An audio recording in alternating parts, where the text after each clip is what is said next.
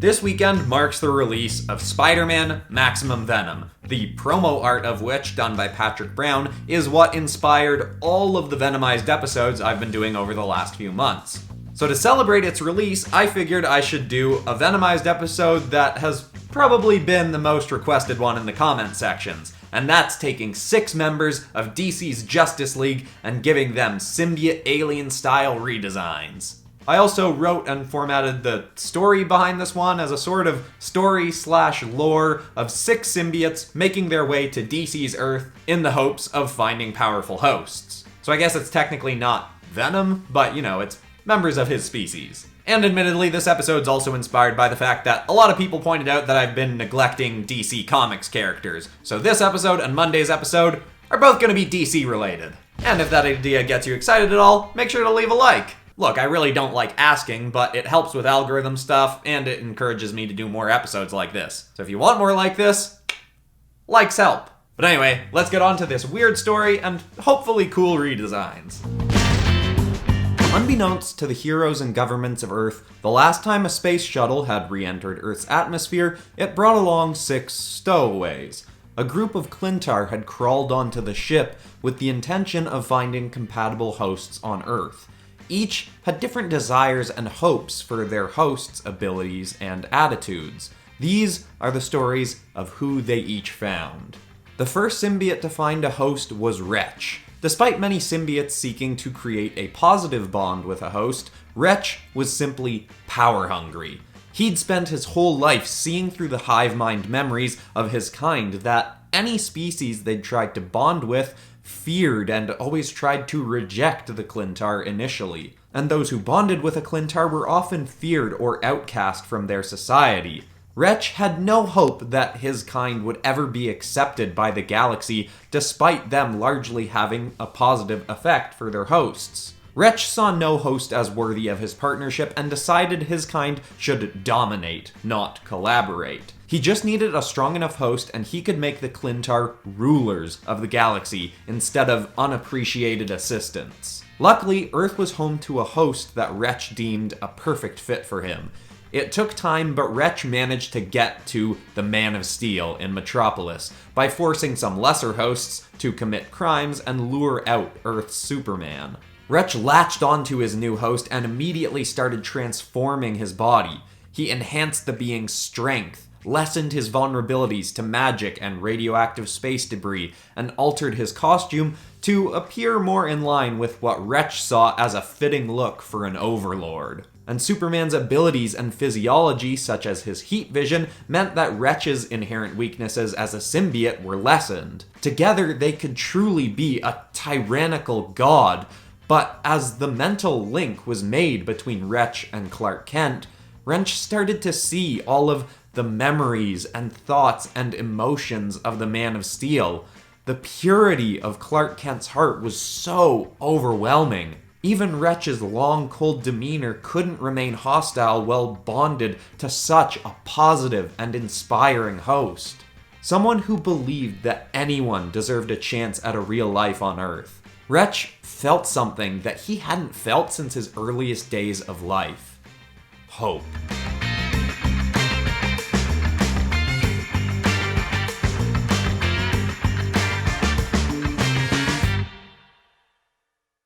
Streak had a very specific kind of host in mind that she wasn't sure she'd be able to find on Earth. But once Wretch had bonded with Superman, he mentally linked many of the Man of Steel's past memories to the rest of the Clintar, and Streak immediately found a being that she wanted to bond with. She made her way to Star Labs in Central City, and there she found Barry Allen, aka The Flash. There was much she could offer the speedster, and as most Clintar do, she began enhancing her host's body and abilities. She reshaped him to make him more aerodynamic. She stretched her form out behind him to give him a tail that could help with counterbalancing on turns and make him more maneuverable, and she gave him large digitigrade legs like that of a raptor to further increase his speed and running abilities.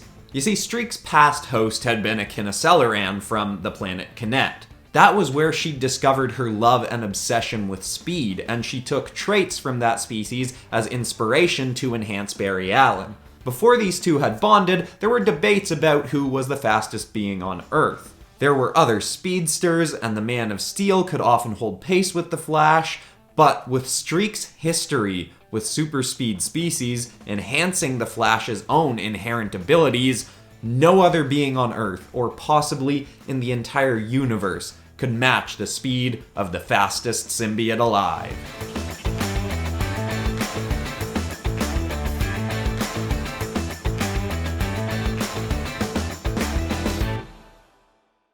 Serge was a symbiote who had an oddly specific host in mind. He'd heard tales through his entire life of the Green Lantern Corps and had always hoped to bond with one of their members. Serge respected authority and wanted to be a part of the galaxy's largest group of organized protectors. In his past, he'd bonded with military leaders and wanted a host with the duty-bound nature to protect and serve of a soldier.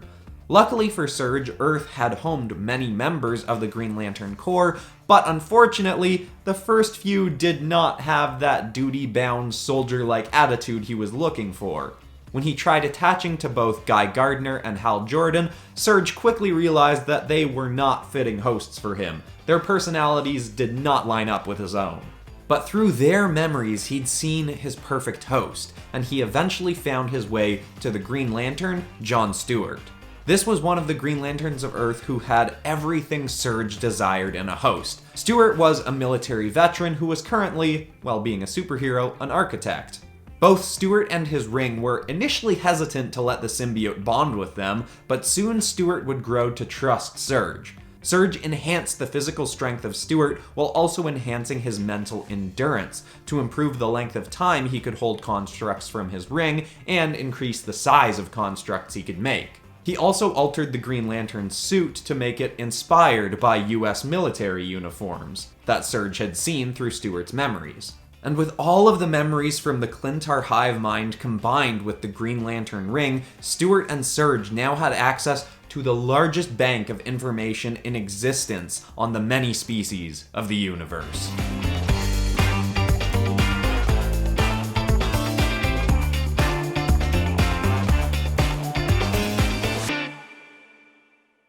Two of our symbiotes were seeking similar hosts. Crest and Qualm both had ambitions of bonding with royalty, and when their allies made connections with other members of the Justice League, Crest and Qualm both saw the host that they desired.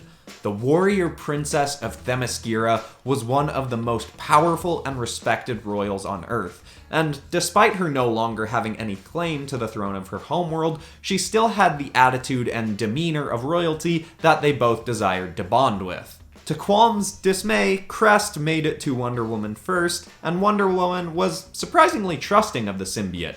Crest quickly remade Wonder Woman's form to have very maneuverable armor built onto her body. Although Wonder Woman had already been incredibly durable, Crest's added armor made her new symbiote form nearly impenetrable. Crest also took Wonder Woman's Sword of Athena and stretched it and grew it into a far more menacing, Buster-like sword version of itself. And finally, she took the abilities from the Lasso of Truth and gave them to Wonder Woman herself. While Wonder Woman still chose to carry the lasso, she could now make a person tell the truth merely by touching them. All of the alterations Crest gave to Diana made her a more and more formidable warrior, and now Wonder Woman was the most powerful Amazonian to have ever existed.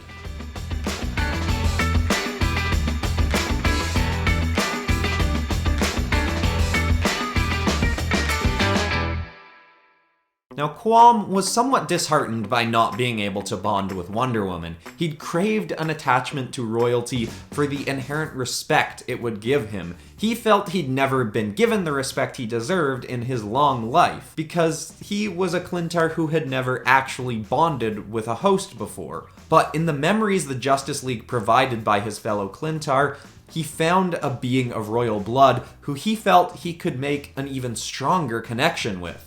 There was a powerful warrior who also seemed to not have the respect that he should from his home world. While the Aquaman of Atlantis was a hero, it seemed many humans considered him a joke. And many members of his own species, the Atlantean race, considered him a half-breed outcast. This was the man that Quam needed to bond with. Together, they would become a hero that gained the respect of the world and of the Clintar species. Quam found the Atlantean and immediately started giving his new host an alien makeover.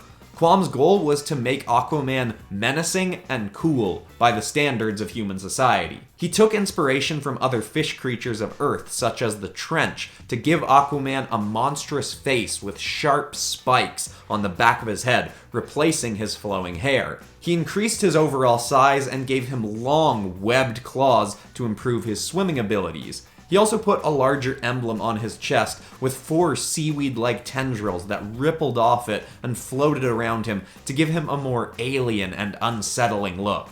With this new form and his further enhanced Atlantean physiology, Quam was confident that both he and Arthur Curry would gain the respect that they both deserved from humans, Atlantean, and Clintar, all of whom they swore to protect.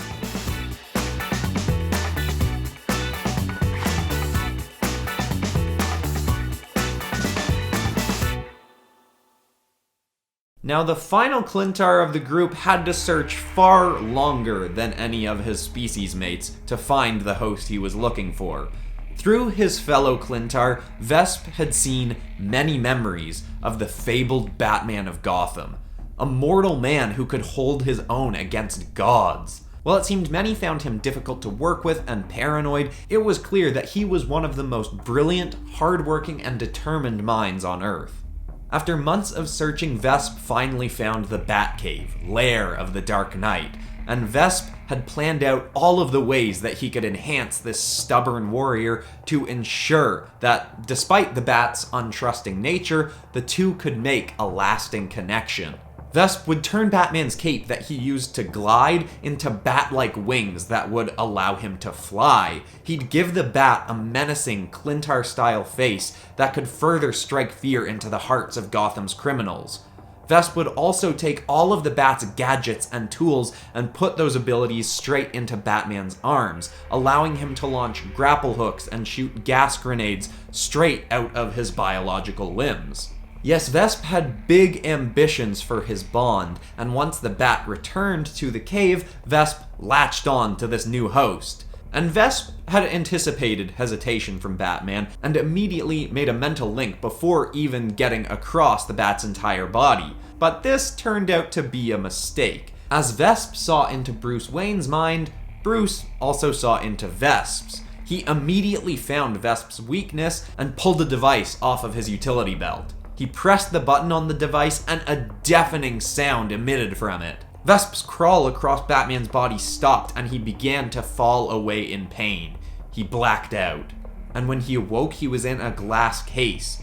Vesp tried to mentally link to his fellow Clintar for help, but something about the container was blocking any communication. Vesp immediately saw the error of his ways. From the brief moments he'd connected to Bruce Wayne, he could see that Batman would never allow the Clintar to make hosts out of his friends, no matter how much they could help the heroes of Earth. Batman was nowhere to be seen in the Batcave, and Vesp knew why. He was already gone to separate the symbiotes from the rest of the Justice League.